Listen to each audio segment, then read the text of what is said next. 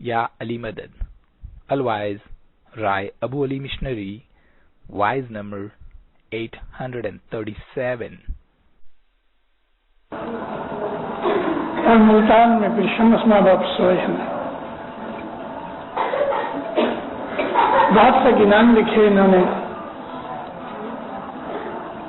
علم کے دریا بہائے. ان کے ستگور کا جو سلوکا ہے بڑا، دو سلوکے ہیں، ایک پھر صدر دین کا، ایک پھر شمس ماں باپ کا.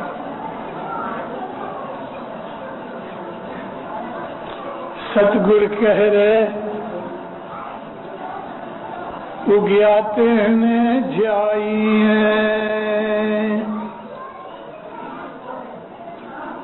انوارو تین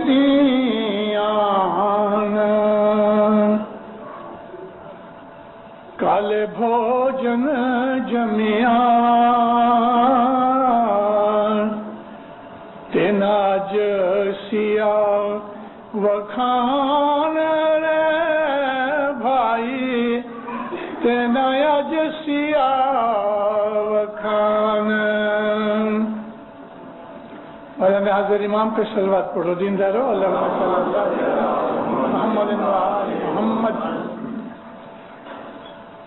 ہمارے جو پیر تھے وہ آل رسول ہیں، اور جس طرح سے علی کا نور امام میں ہے، نبی کا نور پیر میں ہے.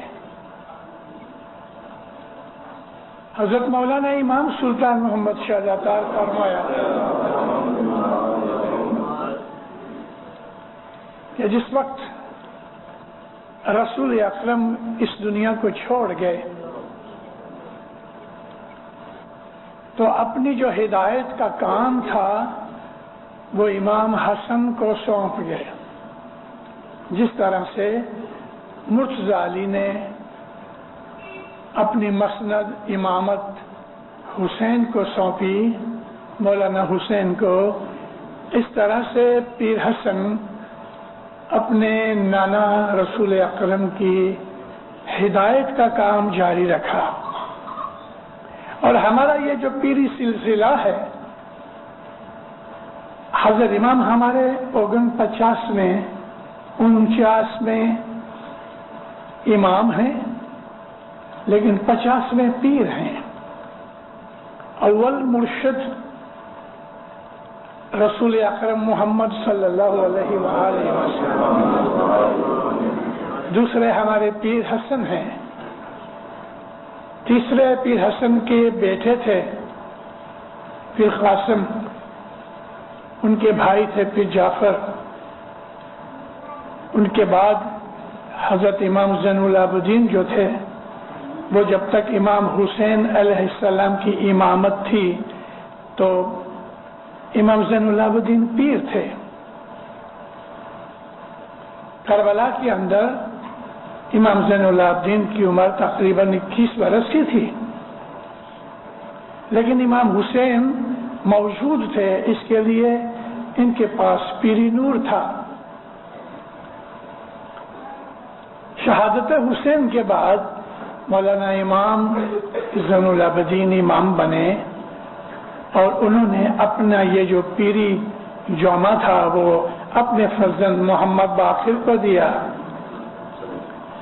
امام محمد باقر جب امام بنے تو انہوں نے اپنے یہ پیری کام جو تھا وہ امام جعفر صادق کو دیا.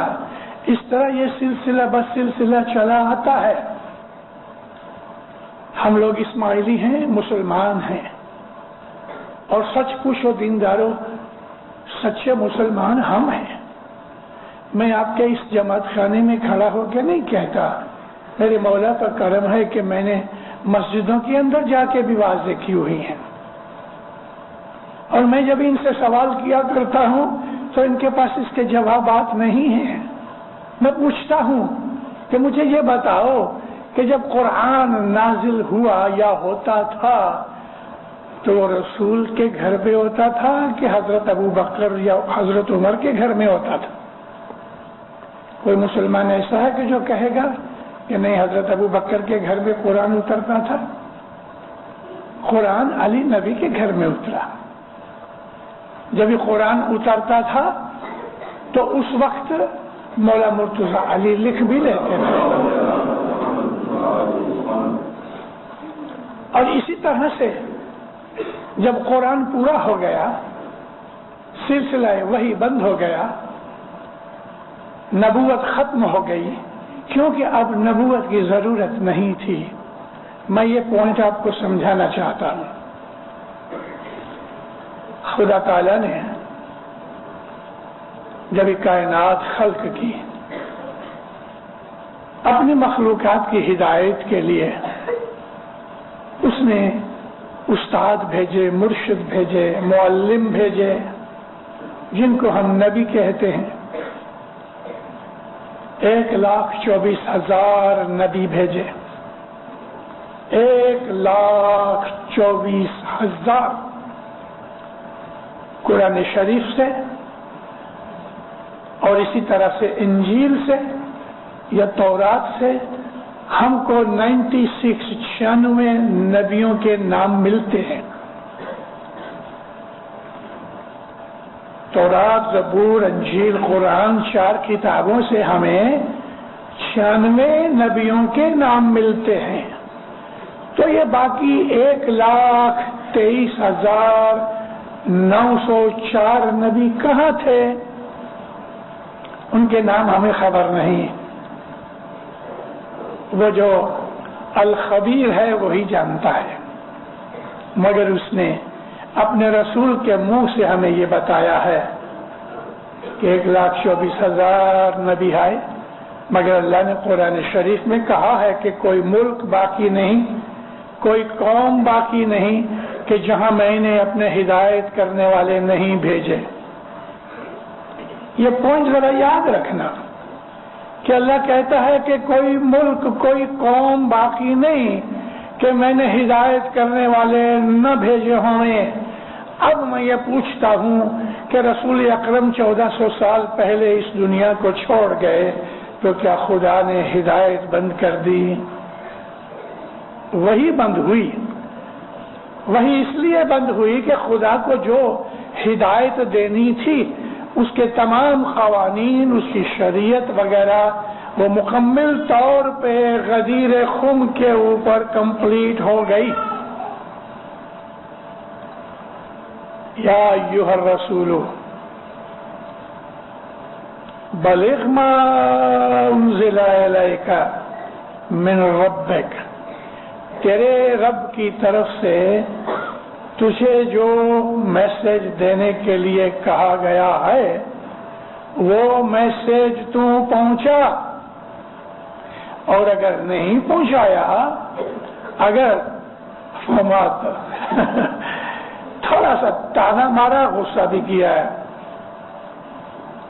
کہ اگر اس میں تفعل کیا، سستی کی، تو اس کا مطلب میں یہ سمجھوں گا کہ تو نے رسالت کا کام ہی نہیں کیا. ارے 23 برس کی رسالت یہ ایک پوائنٹ کے اوپر رد ہوتی ہے؟ استغفر اللہ.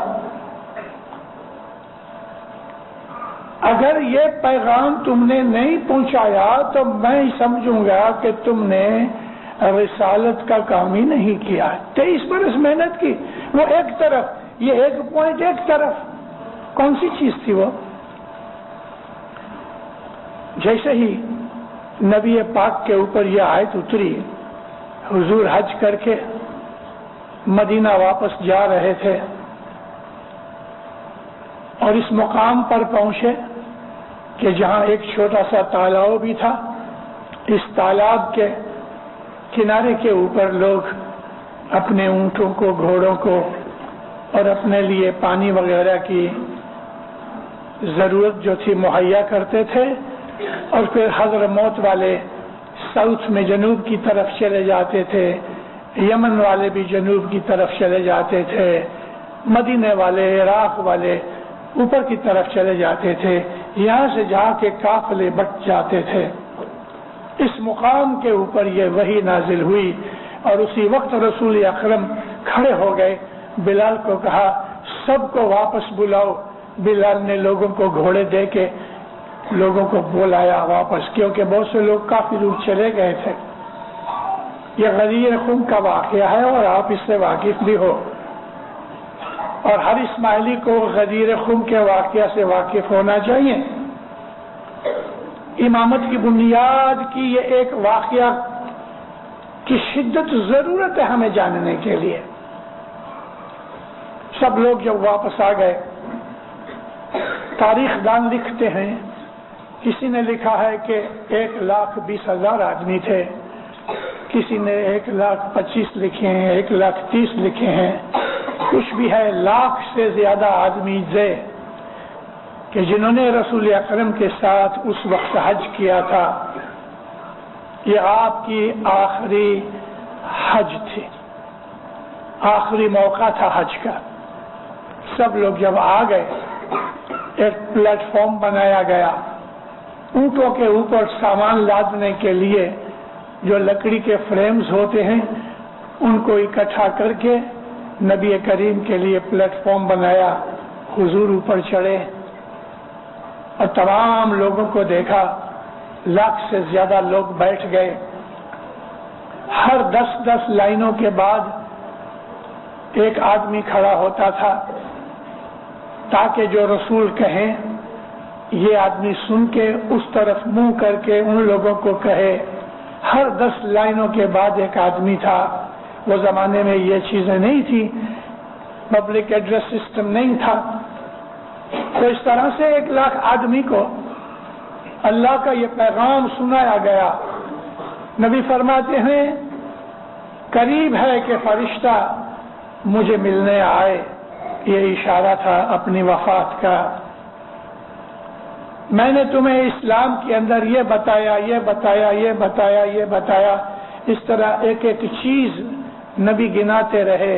مثال کے طور پہ میں نے تمہیں کہا کہ تم نماز پڑھو، میں نے تمہیں کہا ایک خدا کو مانو، میں نے تمہیں کہا زکوٰۃ دو، میں نے تمہیں کہا آپس میں بھائی بن کے رہو، میں نے تمہیں کہا کہ دوسروں کے اوپر اپنا تصرف نہ کرو، میں نے تمہیں کہا کسی پہ ظلم نہ کرو۔ بڑا لمبا خطبہ ہے نبی کا، سب نے ہاں ہاں کہی۔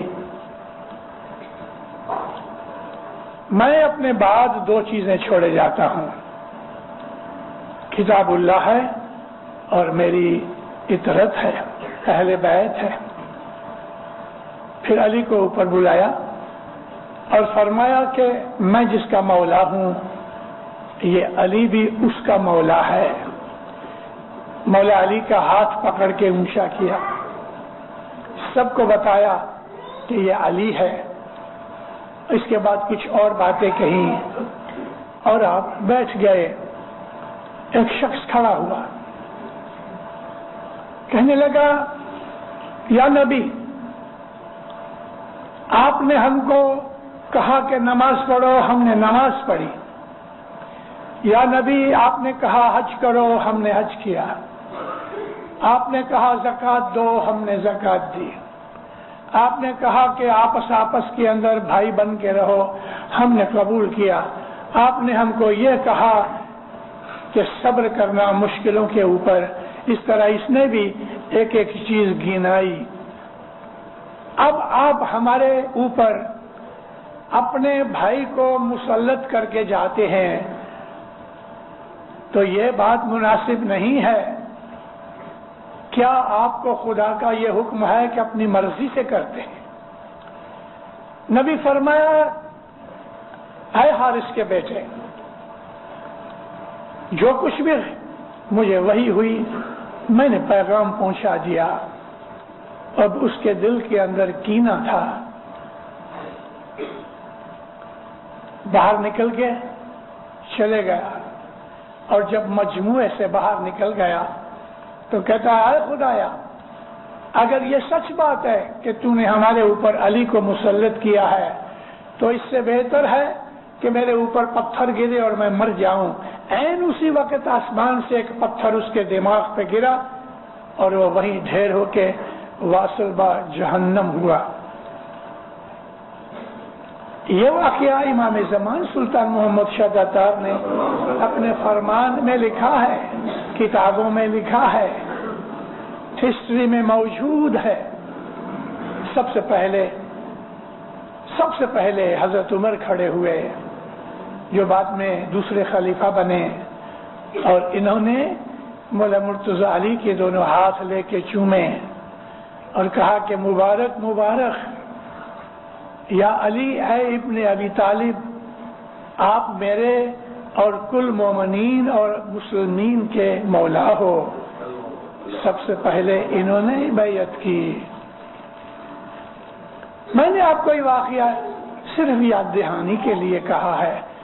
आप में से अल्हम्दुलिल्लाह पढ़े लिखे लोग नजर आते हैं, जरूर आपको इस वाकया का पता भी होगा। और अल्हम्दुलिल्लाह हर साल हम ईद गदीर मनाते हैं। इस बात को ताज़ा करने के लिए ईद गदीर इमामत डे है। सबसे पहला इमामत डे ईद गदीर है, क्योंकि मौला मुर्तजा अली इमाम तो थे ही, इसके पहले मौला मुर्तजा अली इमाम थे। मौला मुर्तजा अली पैदाइश से ही इमाम थे, मगर ज़हूर ये था हर जमाने के अंदर, हर इमाम के दौर के अंदर एक दिन उसकी इमामत का ज़हूर होता है, और वो ज़हूर किसी न किसी तरीके से इमाम अपनी मर्जी से करते हैं। मैं आपको सारी हिस्ट्री बयान करने बैठूंगा तो हफ्तों निकल जाएंगे दीनदारों, लेकिन मैं आपको ये मेरा कहना कि हर इमाम की जिंदगी में एक ऐसा वाकया बनता है कि जो उस इमाम की ज़हूरात करता है, उस इमाम की इमामत का ज़हूर होता है। ये दिन गदीर का दिन मौला मुर्तजा अली की इमामत का ज़हूर था। आपको महज सैंपल के तौर पे, नमूने के तौर पे बताने के लिए मैं आपको कहूँ, मौलाना हसन अली शाह माँ बाप ईरान छोड़ के हिंदुस्तान आए। जब मौला हिंदुस्तान में आए, और हिंदुस्तान में आने की वजह तो जमात थी, हिंदुस्तान की जमात के जो सैकड़ों साल से अपने मौला का इंतजार करती थी। ऐसे गिनानों में बहुत से इशारात हैं कि हिंदुस्तान की जमात अपने मौला का इंतजार करती थी। देखो वो एक गिनान है, कि शम्स कहते हैं, ए सुभागा मंजिले शाह सिंध लंगे सी आवनिया मुलस्तान सुभागा। आपके इस शहर में आने के लिए मौलाना हसन अली शाह माँ बाप, आपको ये ख्याल है कि शाह खलीलुल्लाह माँ बाप, इनके जो वालिद थे, बलवाइयों ने, दुश्मनों ने कुम के शहर में उनको कत्ल कर दिया, और कुछ इस्माइली भी उनके साथ कत्ल हुए। उस वक़्त ईरान का बादशाह फतेह अली काचार था। फतेह अली काचार को जब ये पता लगा बहुत गुस्से हुआ, बलवाइयों को पकड़ के फांसी दे दी, और मौलाना हसन अली शाह माँ बाप को खुद उनके घर जाके बुलाने गया और माजूरत चाही, अपना गम का इजहार किया।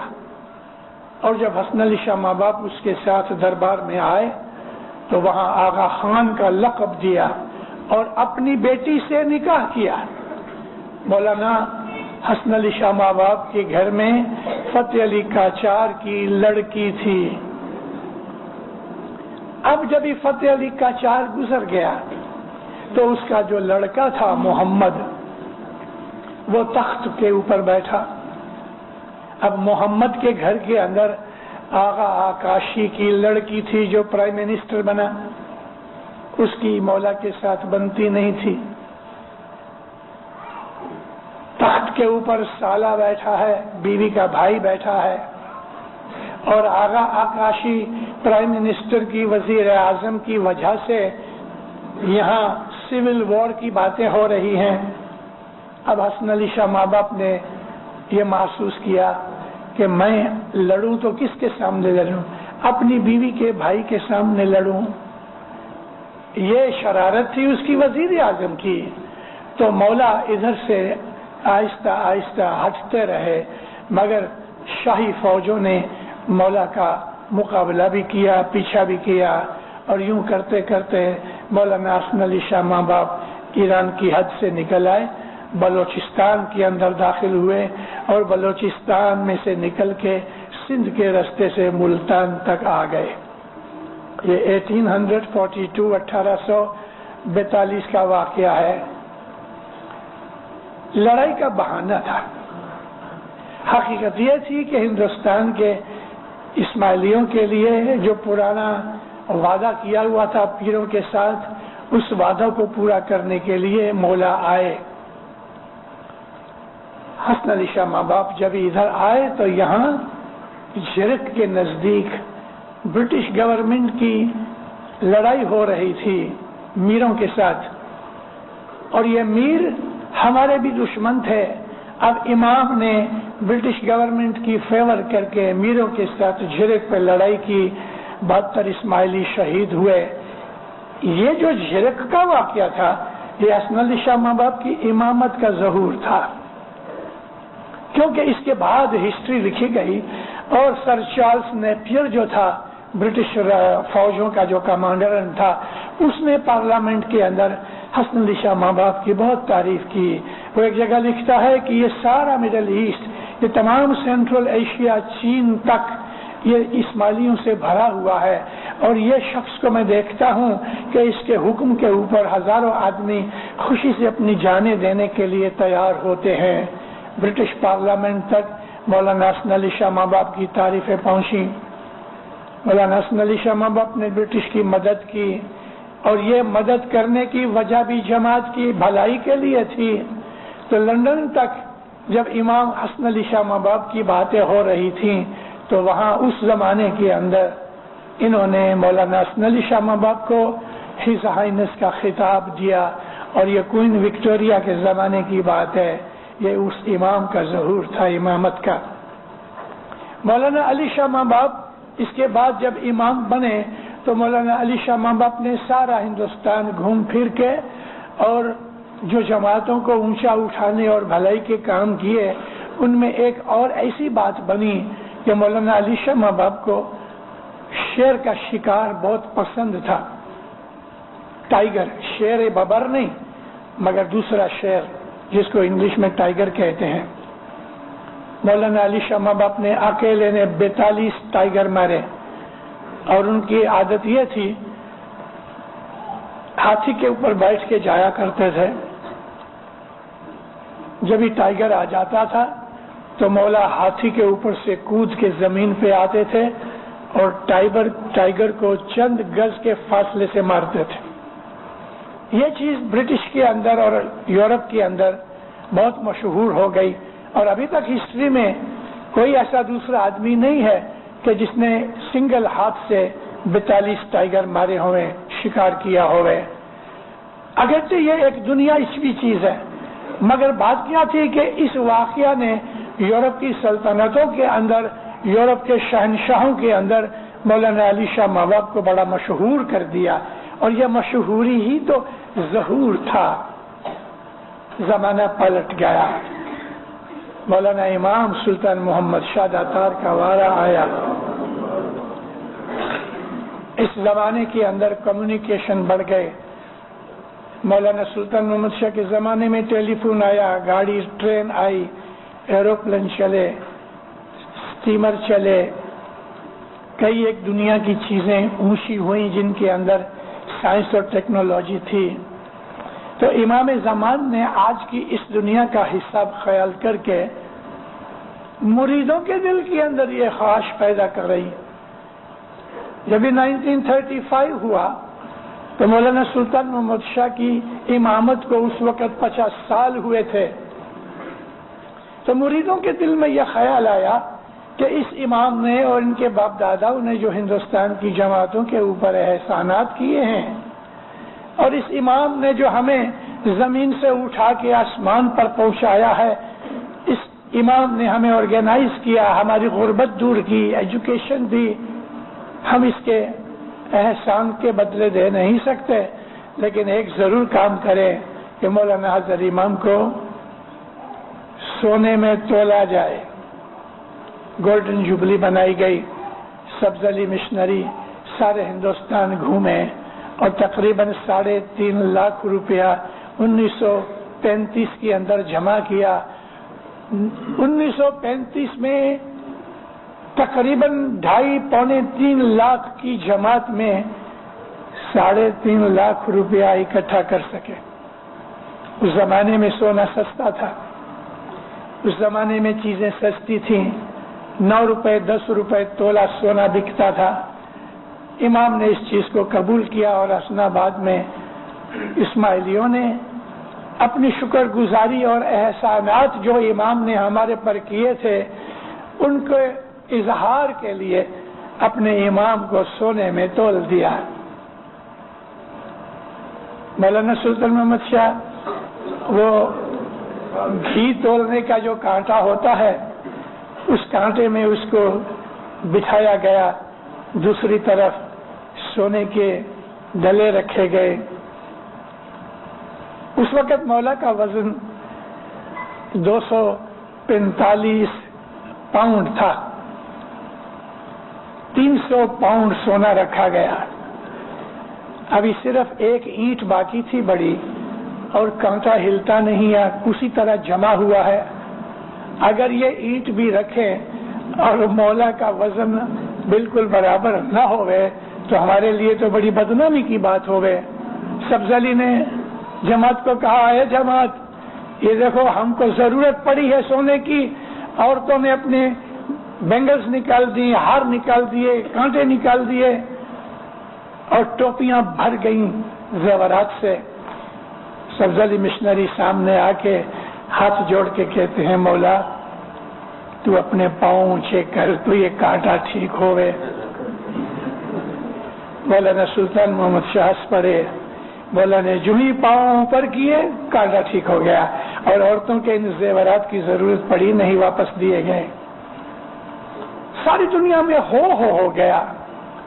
ہسٹری کے اندر کوئی ایسا ایویڈنس نہیں ملتا کہ ایسے وزنی انسان کو 250 پاؤنڈ کے آدمی کو سونے سے تولا گیا، لیکن اسماعیلیوں نے اپنے امام کو سونے سے تولا۔ 3.5 لاکھ کے 4 لاکھ روپے لگے۔ یہ ایک قسم کا ظہور تھا۔ دنیا بھر کے پیپروں نے، دنیا بھر کے جتنے بھی ٹیلی ویژن ریڈیو وغیرہ تھے انہوں نے یہ رپورٹیں کی، ساری دنیا کے اندر امام کا یہ ظہور ہوا۔ اس وقت میں نے آپ کو کہا کہ سارے ہندوستان میں سے 3.5 لاکھ روپے اکٹھے کرنے کے لیے سبز علی مشنری 10 مہینے گھومے، مشکل سے پیسے ملے، مگر 10 ہی برس کے بعد اسماعیلیوں نے اپنے امام کو 1946 کے اندر ہیروں میں تول دیا، اور وہ جو وزن امام کا گولڈن جوبلی پہ تھا اس سے 1.5 پاؤنڈ بڑھ گیا۔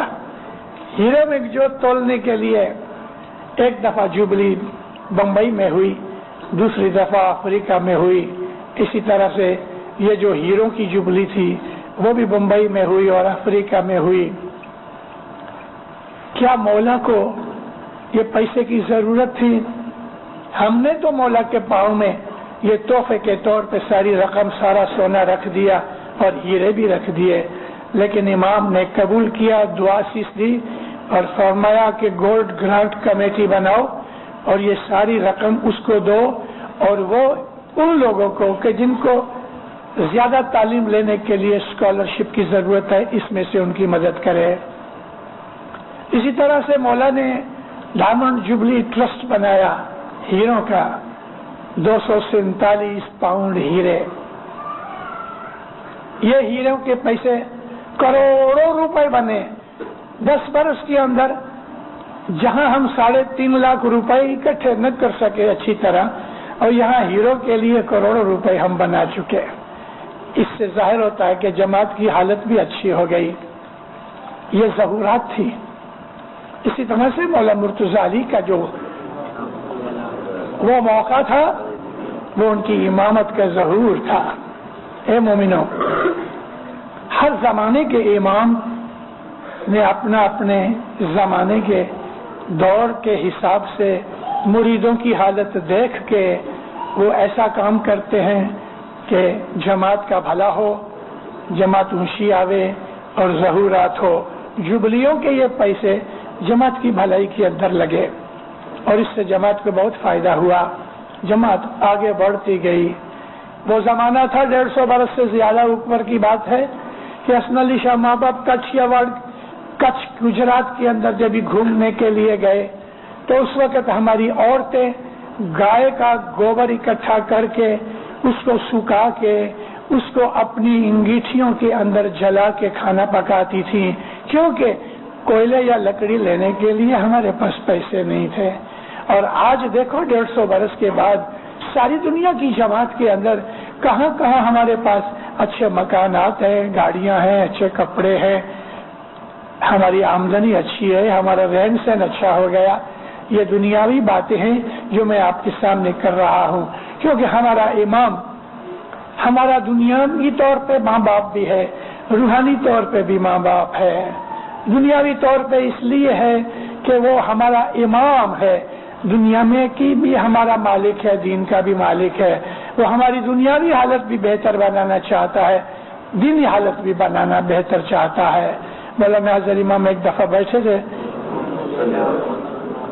کچھ قوم کے لیڈر تھے، کاشی ایوارڈ کے غریب اسماعیلیوں کی بابت نکلی۔ ابھی بھی اس وقت بھی کاشی ایوارڈ کے اندر بعض جگہوں کے اوپر حالت بہت خراب ہے۔ میں ابھی ادھر آیا ہوں تو ہندوستان سے ہو کے آیا ہوں 1 مہینہ۔ میں تو پہلے سے بھی جانتا ہوں مولا کو یہ چیز بالکل پسند نہیں کہ اس کا کوئی بھی مرید دکھی ہوئے، ایک بھی نہیں۔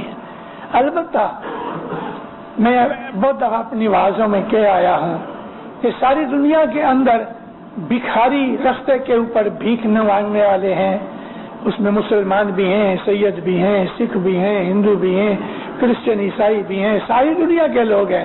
لیکن اے مومنوں، ساری دنیا کے اندر ایک بھی اسماعیلی رستے پہ بھیک نہیں مانگتا، کہیں نہیں۔ یہ ایک شان ہے میرے مولا کی، اور مولا چاہتا ہے کہ ہم دنیاوی طور پہ بھی اوپر اور اچھی حالت کے اندر رہیں۔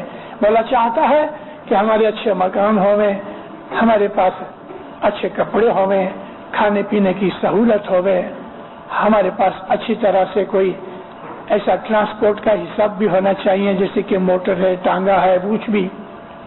امام چاہتے ہیں دنیا میں بھی اوپر آؤ، دین میں بھی اوپر آؤ، لیکن ہم اس شرارتی بچے کی طرح کہ جو آئس کریم اور بسکٹ کھا جاتا ہے لیکن باپ کا کام نہیں کرتا، ماں کا کام نہیں کرتا، ایسے بہت سے بچے ہوتے ہیں۔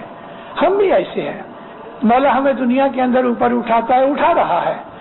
مولا کہتا ہے کہ مالدار بنو، سکھی بنو، لیکن عبادت بھی کرو۔ ہم مالدار بن گئے، موٹریں آ گئی، بنگلے آ گئے، اچھے کپڑے آ گئے، عزت آبرو آ گئی، صبح کی حاضری ختم ہو گئی، رات کو 12 بجے تک ٹی وی دیکھتے ہیں، تو کون صبح 12 بجے سونے کے بعد 4 بجے اٹھ سکے؟ ہماری زندگیاں دنیاوی طور پہ، مادی طور پہ اچھی ہو گئی، لیکن روحانی سائیڈ ہماری گھٹ گئی۔ یہ چیز مولا کو پسند نہیں ہے۔ ابھی کیا مولا واپس ایسا کرے کہ پیسہ چھین لے تاکہ ہماری دنیاوی حالت خراب ہو کے ہماری دینی حالت اچھی ہو جائے؟ مولا یہ نہیں چاہتا۔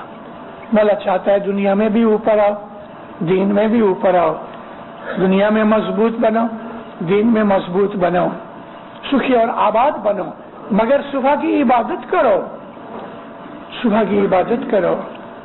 بہت سی جگہوں کے اوپر میں گیا ہوں، جماعت خانوں کی حاضریاں کم ہیں۔ شام کے وقت ہم اپنی دکان پہ یا دنیا داری میں بیٹھے ہیں، جماعت خانے نہیں آتے۔ امام کو یہ چیز ناپسند ہے۔ یہ مولا کا گھر ہے، اگر اس گھر کو ہم نے آباد کیا تو ہمارے گھر ضرور آباد بنیں گے۔ اگر اس گھر کو ہم نے بھلا دیا یا چھوڑ دیا تو پھر ہمیں دنیا کی بہت سی تکلیفیں پکڑ لیتی ہیں۔ بہت سے طریقے سے مولا ہمیں پیٹ سکتا ہے، مگر نہیں پیٹتا۔ مولا رحم والا ہے، सारी दुनिया की माओं का प्यार इकट्ठा करो तो हजरत इमाम जो हमको प्यार करते हैं वो प्यार उससे ज्यादा है। ए मोमिनो, मैं खास तौर पे इस पे जोर देता हूं, नंबर 1, रोज जमात खाने आओ। रोज हमने हजरत इमाम की बैत की है। बैत का मतलब ये होता है कि तू मेरा मुर्शिद है, मैं तेरा गुलाम हूं, तन मन धन मैं तुझे सपुर्द करता हूं, तू जो कहेगा मैं हुक्म मानूंगा। ये है बैत। और हम सब ने इमाम की बैत की है। और वो कहता है कि रोज जमात खाने आओ। मौला नैरोबी में आए, जमात में बैठे हैं, जमात भरी हुई है। अफ्रीका की बात करता हूं। फरमान करने के बाद मौला सबको देख रहे हैं। मुखी साहब कहते हैं खुदाबंद मैं एक आपको अच्छी बात सुनाऊं। क्या है मुखी? कहते मौला आजकल जमात खाने की हाजिरी बहुत अच्छी हो गई है। हो मौला इतना खुश हुआ, फौरन खड़ा होके माइक के पास आके मौला फरमाता है मेरे मुखी ने मुझे कहा कि आजकल जमात की हाजिरी जमात खाने में बहुत अच्छी हो गई। मौला कहते हैं मुझे इतनी खुशी हुई है कि इससे ज्यादा मुझे आज तक दुनिया की कोई चीज खुश नहीं कर सकी। और मैं जब भी सुनता हूँ कि तुम रोज जमात खाने आते हो तो मौला कहते हैं इससे ज्यादा कोई चीज मुझे खुश नहीं करती। मगर जब मैं सुनता हूँ कि तुम जमात खाने नहीं आते तो मुझे इतना दुख होता है कि इससे ज्यादा कोई दूसरी चीज मुझे दुख नहीं देती। ए मोमिनो, क्या हम चाहते हैं हम हजरत इमाम को दुख दें? कोई नहीं कहेगा कि हाँ हम दुख देना चाहते हैं, लेकिन फिर भी हम दुख दे रहे हैं।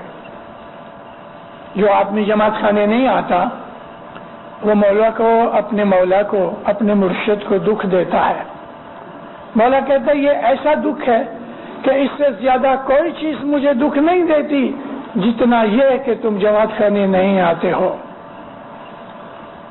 दुनिया की खातिर, दुनिया की बातों में अगर हम पड़े रहें और जमात खाने के टाइम में जमात खाने न आए और हमारा मौला दुख महसूस करता है इसके ऊपर, तो क्या हमको इस बात के लिए कोई शर्म नहीं आती कि हम अपने इस चीज को, इस आदत को सुधार सकें? हमारा फर्ज यह है कि हम अपने मौला को राजी करें। इस्माइली हिस्ट्री के अंदर, तारीख के अंदर, इस्माइलियों ने अपने इमाम को खुश करने के लिए इमाम की फरमान बरदारी के अंदर जाने दी हैं।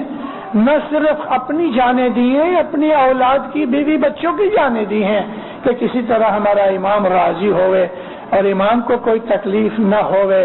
और हम आज इस दुनिया के ऐशो अशरत में पढ़ के, महज दुनिया के धंधे के अंदर अगर हम इसमें पढ़ के हजरत इमाम के घर पे जो हमें बुलाता है नहीं आवे और इमाम को इस बात से दुख होता है, तो हमें यह ख्याल नहीं आता कि हमें ऐसा नहीं करना चाहिए।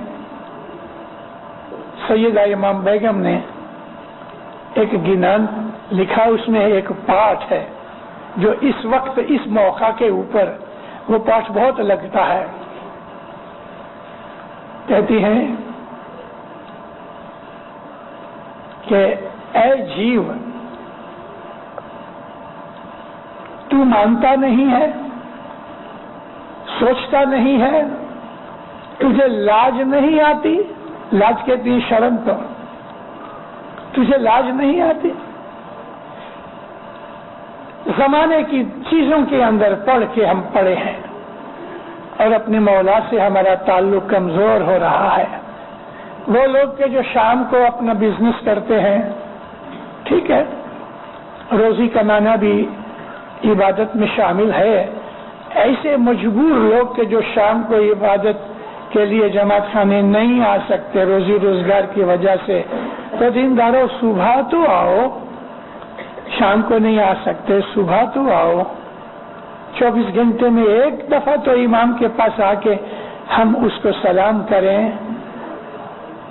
कानपुर एक शहर है हिंदुस्तान के अंदर, और आपको पता है कानपुर में चमड़ा बहुत बिकता है, आगरा में बूट बनते हैं, कानपुर से चमड़ा आता है। यूपी का ये शहर चमड़े में बहुत मशहूर है। आगरे का एक मुसलमान कानपुर गया माल खरीदने के लिए, कच्चा चमड़ा खरीदने के लिए, मगर जब ये मार्केट के अंदर पहुंचा, शाम का वक्त था, एक दुकान के ऊपर इस्माइली की दुकान थी, उस दुकान पे पहुंचा तो वो दुकान बंद कर रहा था। आगरा का ये आदमी उसको कहता है, अस्सलाम वालेकुम। वालेकुम सलाम। मुझे रात की गाड़ी से वापस जाना है, आप थोड़ी देर दुकान खोलो, हम सौदा कर रहे, माल मुझे भेज देना, पैसे ले लो तो मैं वापस चला जाऊं। उसने कहा, अब इसको मालूम नहीं कि ये इस्माइली है। उसने कहा कि भाई सॉरी, मैं दुकान अभी बंद कर रहा हूँ। उसने कहा मैं बहुत बड़ी रकम का माल खरीदना चाहता हूँ, सॉरी मैं बंद करना चाहता हूँ। इसको बड़ा गुस्सा आया कि 20-25 हजार रुपए का मुझे माल लेना है और ये ऐसा करता है। वो तो दुकान बंद करके चला गया और यह भी चला गया। सारा शहर के अंदर जितनी भी दुकानें थी, सब दुकानों के ऊपर गया, सब दुकानें खुली थी, कहीं इसको माल पसंद न आया, कहीं इसका सौदा न हुआ। मजबूरन होटल में रहा। दूसरे दिन सुबह जब दुकानें खुली तो ये इंतजार करता था। बैठे, सौदा हुआ, पैसे दिए, माल लिखाया। अब वो पूछता है कि भाई बात क्या है, मैं आपको सारी मार्केट खुली है और आपको इतनी बड़ा रकम का मैं आपके दुकान के ऊपर आके माल लेना चाहता हूँ। वो कहते देखो मैं इस्माइली हूँ। हमारे अंदर ये एक किस्म की आदत बन चुकी है कि हम शाम को जमात खाने जाके अपने परवरदिगार का शुक्र अदा करते हैं। अभी आपने मेरे को इतनी बहुत बड़ी रकम के लिए लालच दिया तो मैं ये छोड़ दूं कि वो छोड़ दूं। देने वाला वो है। देखा ऐसा हुआ ना कि आपको रात ठहरना पड़ा, मेरी किस्मत में लिखा था वो हो गया, उसके ऊपर बड़ा असर पड़ा। इतनी बड़ी रकम का सौदा उसने छोड़ दिया और इसके बाद वो कभी कानपुर नहीं आया। टेलीफोन से या खत से लिख दे इतना माल भेज दो, कभी पूछा भी नहीं कि इसका भाव इतना आपने क्यों लगाया है। मौलाना सुल्तान मोहम्मद शहजाद एक दफा मेहमानियां कबूल करते थे। मौला जब भी आते थे 30-30, 40-40 मेहमानियां रोज कबूल करते थे। और वो जमाना ऐसा था कि सारी फैमिली बैठी हुए, पाठ पढ़ा हुए, उस पे मेहमानी का फ्रूट होवे, जो कुछ भी हमें देना है, और कुर्सी के ऊपर आके मौला बैठे। इस तरह एक एक फैमिली में जाके बैठते थे। एक आदमी ने अर्ज की कि खुदावन मेरा किरियाने का व्यापार है, रिटेल बिजनेस है, राशन की दुकान है, लेकिन मेरा खर्च ज्यादा है, आमदनी घट गई है। मैं बहुत मेहनत करता हूँ, 14 घंटे मेहनत करता हूँ। ए मौला दुआ कर, मेरी रोटी आगे है, मैं पीछे हूँ। मौला पूछते हैं रोज जमात खाने जाते हो? कहते खुदावन शाम के वक्त व्यापार होता है, जो सुन देते हो? कहते खुदावन पूरा नहीं होता। मौलाना सुल्तान मोहम्मद शाह फरमाते हैं कि देखो रोज जमात खाने जाओ, दुआ बराबर पढ़ो, हमारा हक माले वाजिब बराबर दो, इंशाअल्लाह तुम्हारे दुख दूर हो जाएंगे और आसूदा बनोगे। शाम को जमात खाने आके हम अपनी मौला का दीदार करते हैं, यानी हमारी आंखें जाहिर की